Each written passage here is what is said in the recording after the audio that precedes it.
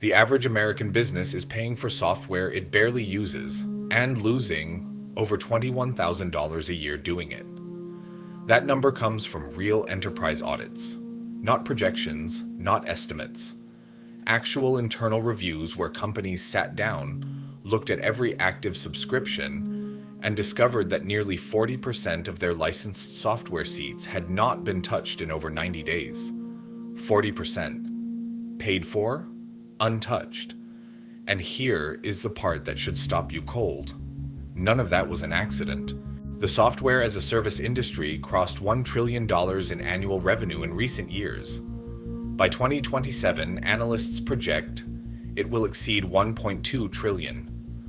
Those are numbers that belong in conversations about entire national economies, not software subscriptions. But what makes this extraordinary is not the scale. It is how the money moves. When most people think about how a company generates revenue, they think about products being sold, services being delivered, and customers coming back because they are satisfied. A simple, honest exchange. Value for payment. SaaS broke that model entirely and built something far more powerful in its place. The model SaaS companies perfected is not built on satisfaction. It is built on dependency. The goal was never to make you happy with the product. The goal was to make leaving feel more expensive than staying. To build a system where cancellation requires effort, migration requires resources, and disruption feels too risky to consider seriously. This is not an accusation. It is a deliberate architectural decision made at the business model level, decided in boardrooms, tested in product sprints, and refined through years of behavioral data collected on millions of users. In the United States, the United Kingdom, Canada, and Australia, the same pattern repeats across every industry. Small business owners, mid-market operators, enterprise procurement teams, all caught inside the same system. Different currencies, different sectors, identical mechanics. Understanding those mechanics is not just interesting. For anyone running a business, managing a budget, or building a product of their own, it is essential. The foundation of the SaaS extraction model rests on 4 structural pillars, and each one is designed to work invisibly. The first pillar is the freemium entry point. Every major SaaS platform that grew to scale used some version of free access as its acquisition engine. The product is offered at no cost, sometimes with limited features, sometimes in full, because the goal at this stage is not revenue, the goal is integration. The moment a business begins storing data inside a platform, connecting it to other tools, training team members on its interface, and building workflows around its functionality, that business has crossed a threshold that has nothing to do with software features. It has created switching costs. The free period was always an investment in your dependency, not a gift. The second pillar is the engineered ceiling. Once a user or business is sufficiently integrated, limitations appear. Storage fills, seat counts, max out, reporting features get locked, automation rules get capped. These ceilings were not placed randomly. They were placed with precision, positioned exactly at the point where the user has enough value at stake to feel the pain of the limit, but enough momentum invested to make leaving feel worse than upgrading. Product teams call this the activation moment. Behavioral economists call it loss aversion. The result is the same. The user upgrades. The third pillar is annual billing psychology. The moment a SaaS company offers an annual plan at a discounted rate, it is not trying to save you money. It is trying to purchase 12 months of non-cancellation. A monthly subscriber can cancel at the end of any billing cycle with minimal friction. An annual subscriber has already committed their budget, already justified the spend internally, and faces the psychological weight of sunk cost if they consider leaving. The discount is not a reward. It is a retention mechanism with a price tag attached. The fourth pillar is the tier architecture, and this one is perhaps the most strategically precise of all. Almost every SaaS pricing page in existence presents 3 tiers: Starter, professional, and enterprise, or basic, business, and premium. The labels change, the structure never does. And the reason is deeply rooted in how human beings process comparative choice. When three options are presented, the human brain instinctively moves toward the middle. The lowest option feels insufficient. The highest option feels excessive. The middle option feels reasonable, balanced, appropriate, smart. What most buyers never realize is that the entire architecture was built to deliver them to that middle tier. The lowest tier was designed to feel limiting. The highest tier was designed to feel unnecessary. The middle tier was always the destination. It was simply surrounded by options engineered to make it feel like a natural, independent choice. That is not a feature. That is applied behavioral science, deployed at scale across an industry worth over $1 trillion. To understand why this works so consistently, you have to understand three psychological principles that SaaS companies have built their entire growth infrastructure around. The first is anchoring. When a buyer sees a price for the first time, that number becomes the anchor against which every other number is measured. SaaS companies use this by displaying their most expensive tier prominently at the top of pricing pages. Not because they expect most users to buy it, but because its presence makes the middle tier feel significantly more affordable by comparison. The anchor resets the buyer's price perception before they have made any decision at all. The second principle is commitment and consistency.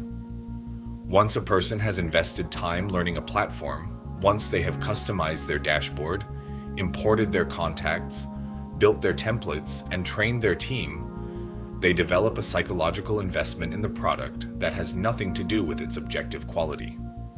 Leaving means admitting that investment was made in the wrong place. Human beings are not wired to do that easily. SaaS companies understand this. Their onboarding processes are designed to accelerate that investment as quickly as possible. The faster you are embedded, the more costly departure becomes, psychologically, operationally, and financially. The third principle is the pain of paying. Research in behavioral economics has consistently shown that the act of paying for something creates a measurable psychological discomfort, a small but real friction that reminds us we are spending money. Subscription models, particularly annual ones, remove that friction almost entirely. The charge happens automatically. It appears on a statement.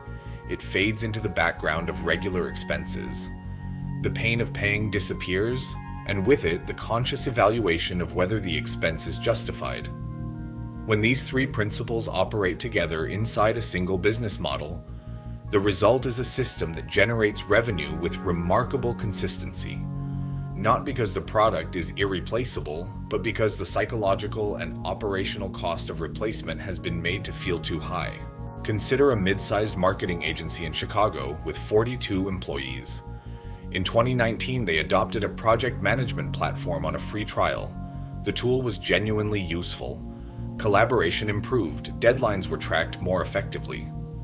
Within 60 days, the team had stored thousands of task records, integrated the platform with their email system, and built reporting templates their clients had come to expect.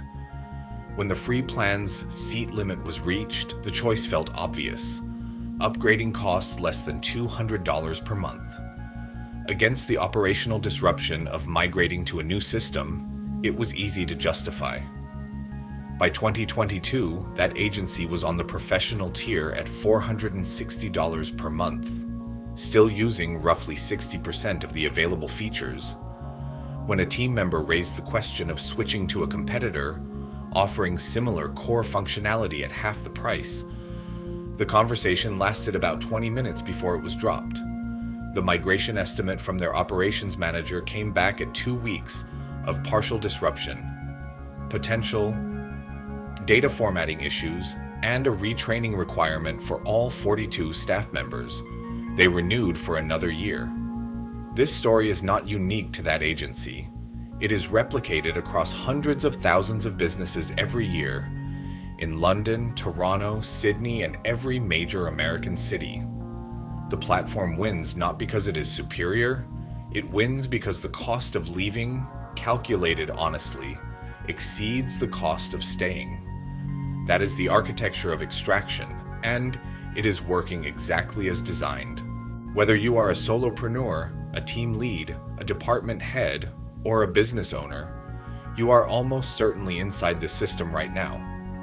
The question is not whether SaaS companies are using these mechanics. They are. The question is whether you are engaging with them strategically or reactively. Reactive engagement is what the model depends on. It depends on you adopting tools quickly without calculating long-term cost trajectories. It depends on you upgrading at the moment of maximum friction without evaluating alternatives. It depends on you renewing annually because the discount feels logical without auditing actual usage. Strategic engagement looks different. It begins with a simple internal audit, a genuine accounting of every active subscription, every seat licensed, and every feature tier currently paid for. Most businesses that have conducted this audit honestly find that between 25 and 40% of their current SaaS spend can be renegotiated, consolidated, or eliminated without any meaningful impact on operations.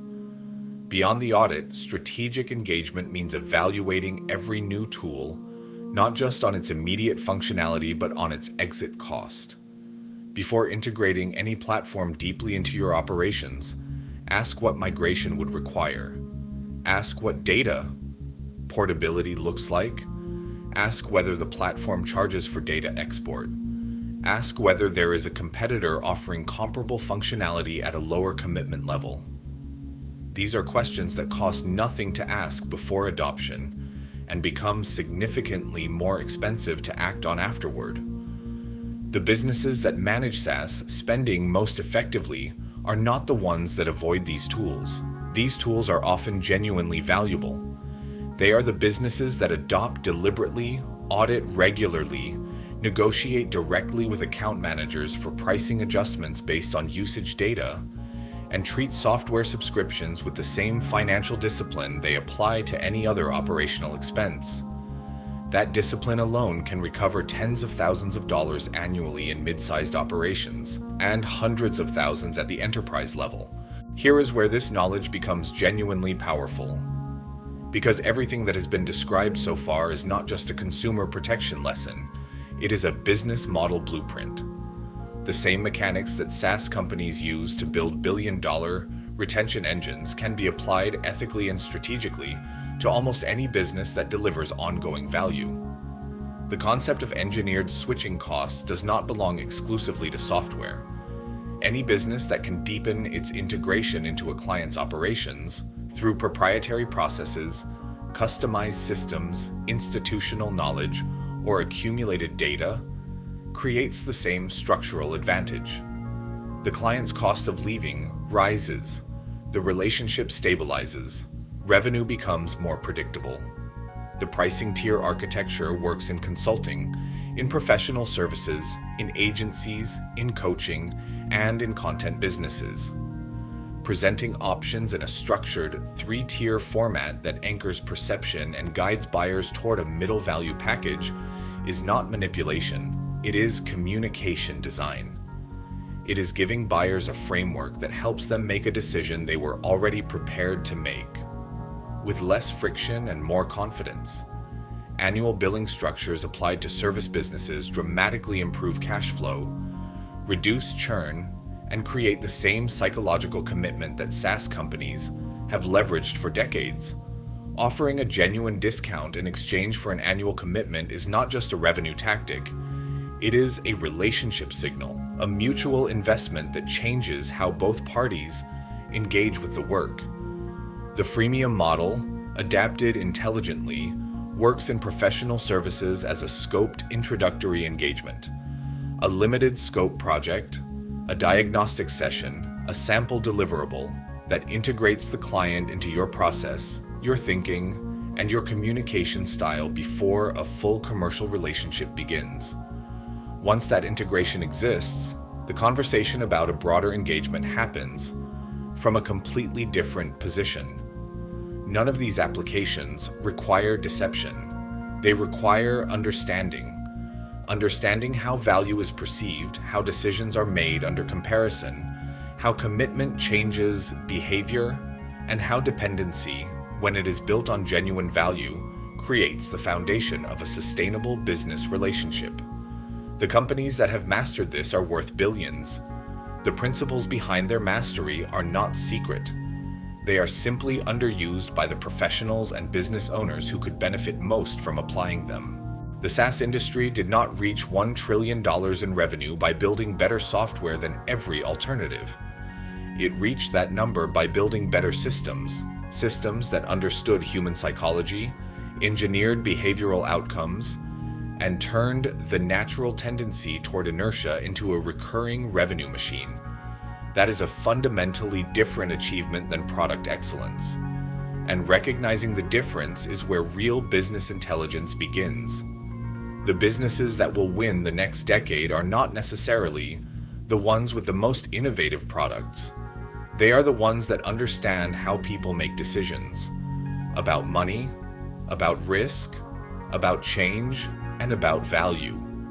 They are the ones that structure their offers, their pricing, their onboarding, and their client relationships with the same intentionality that the most profitable companies in the world have already applied for years. You now understand the mechanics. You understand the psychology. You understand how to audit your own exposure and reduce it strategically. And you understand how to take these same principles and build them into your own business model in a way that creates genuine, lasting value, not extraction, but retention built on results. The next question, and this is the one most business owners never get around to asking, is what happens inside the boardroom when these strategies start to fail?